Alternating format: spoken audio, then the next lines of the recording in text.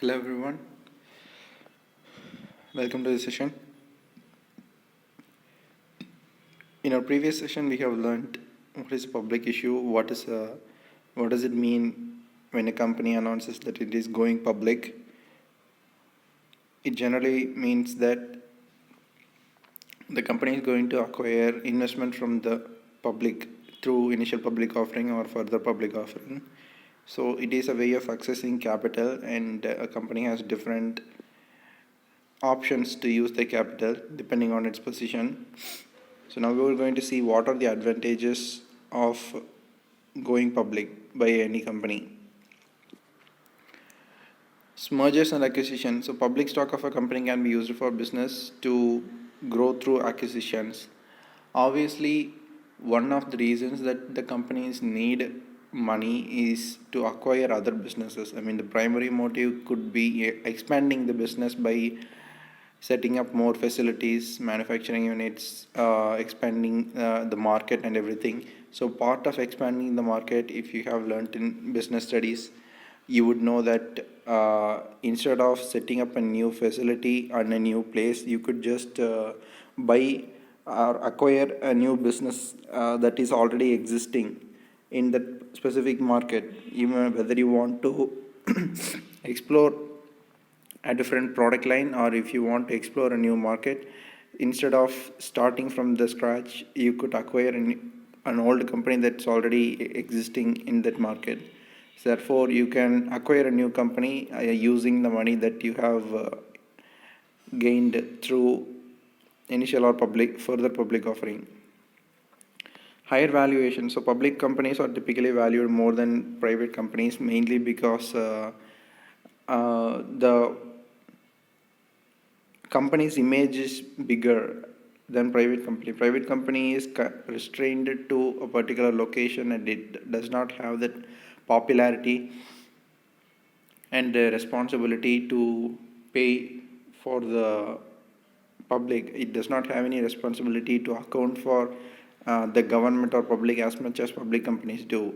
So public companies are typically valued. Valued means the net value which is calculating the net asset method or intrinsic value method. If the total value of the company, let's say, is only 500 crores, if that company goes public, the entire valuation of the total stocks and shares of the company is valued up to maybe 750 crores, sometimes even 2000 crores. The total value of the company increases double or triple sometimes. And we will see why that helps for a company later. Benchmark trading price. The trading price of the public company stocks serves as a benchmark of the offer price of other securities. So the thing is about if you have done an IPO and let's say your stocks are trading at 30 rupees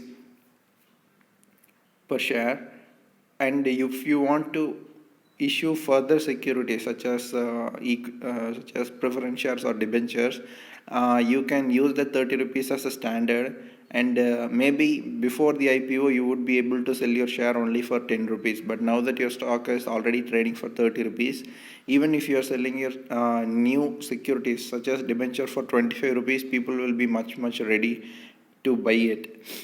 Because the same company, same kind of share or debenture from the same company is being sold for lesser price than how much it is traded.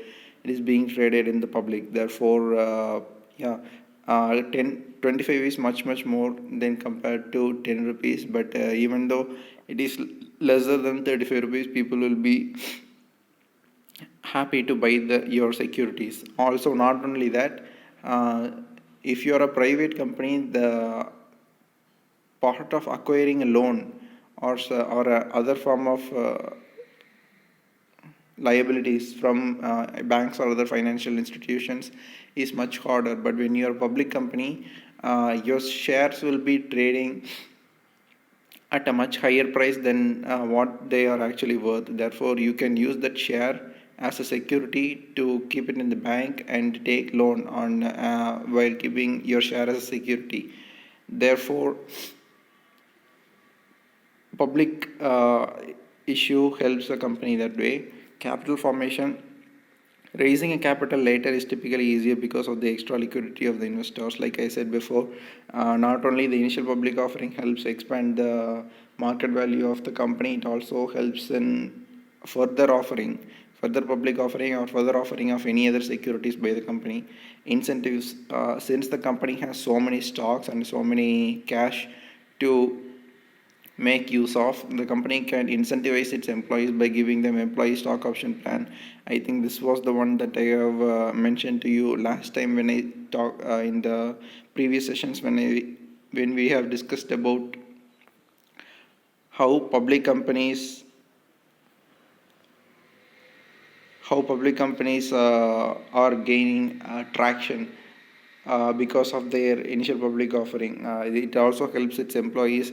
It also incentivizes employees and by encouraging them to work better because it will be giving them gift like stock options and other plans as actually a free measure, not for cash. Therefore,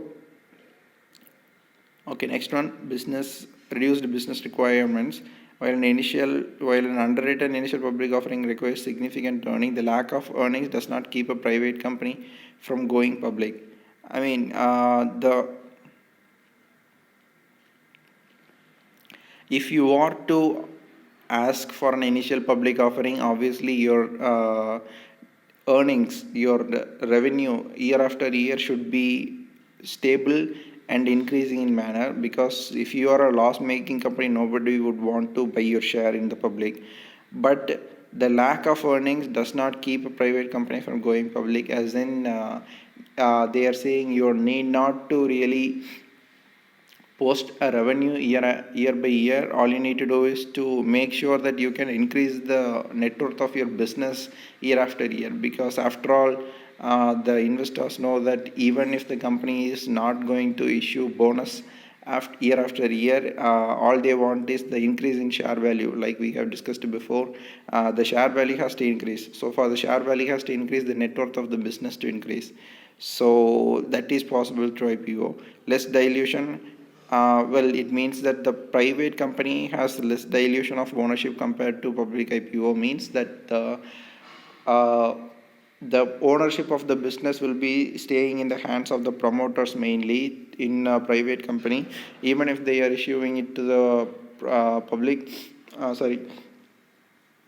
private investors. They can keep track of the shares where it is going, because there will be maximum of 200 investors in a private company, but in a public company there will be lakhs of investors. Therefore you will not know where the shares are going. And most importantly, in public company, the owners or the promoters of the company will not be handling more than 50% or anything. They will be barely having 30 to 40%.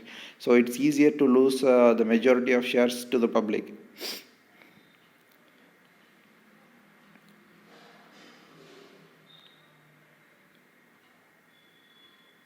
And a public company provides for liquidity for management, minority shareholders and investors.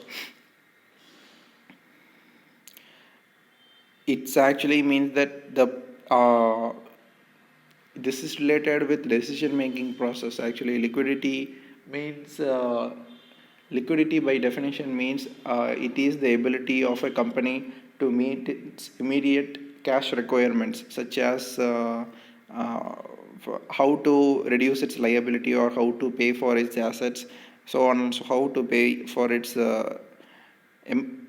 expenses and everything. But in here it means that when a company is making a decision, for example, if a huge company is buying another company that is also a public company, maybe not 100% of the shareholders would agree to that acquisition. So the shareholders, if most of the shareholders agree to that acquisition and some shareholders does not agree, those some shareholders are called the minority shareholders. So in that case, we cannot force the shareholders to invest in a company that is going to be acquired in a company. Therefore those minority shareholders will want to be relieved from this company. Therefore, to pay them off, the public company has to have cash to pay the minority shareholders so that they can take back their money and sell the shares.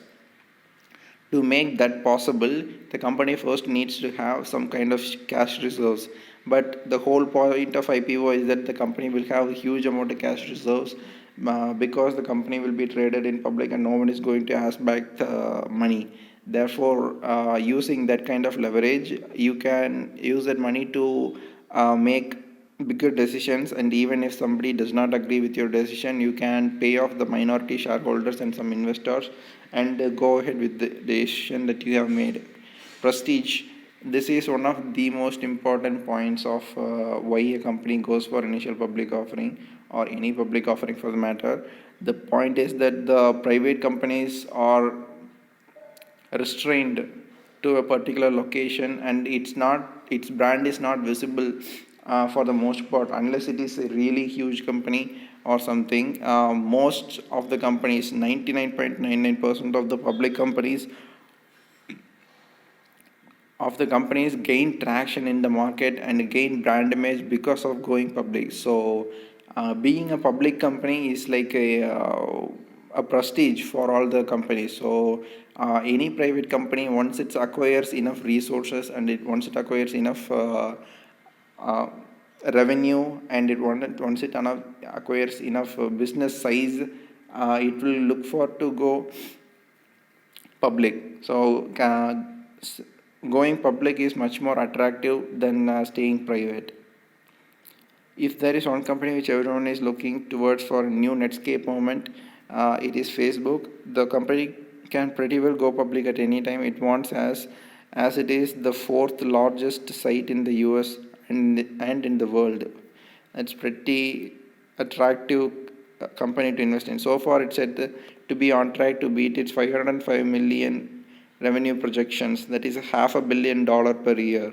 A Facebook IPO would certainly halo effect for other techies offerings. Okay, techies offerings. Even if it does not go out in 2010, the prospect that it might could still help the other companies go public as a hungry investors to grab what they can. Actually, Facebook has gone public, I think. This data belongs to 2010. So it's been 10 years, but a lot of things has happened. If Facebook would have acquired about 100 other companies in the 10-year gap period, much more than 100 companies actually. Now the net worth of Facebook is well over $100 billion, and its early revenue should be more than $1 billion per year. And that's a kind of what made Zuckerberg one of the richest person on planet Earth. Yeah, Facebook IP such an increasing in asset value year after year could obviously result in a very attractive offering when it goes public.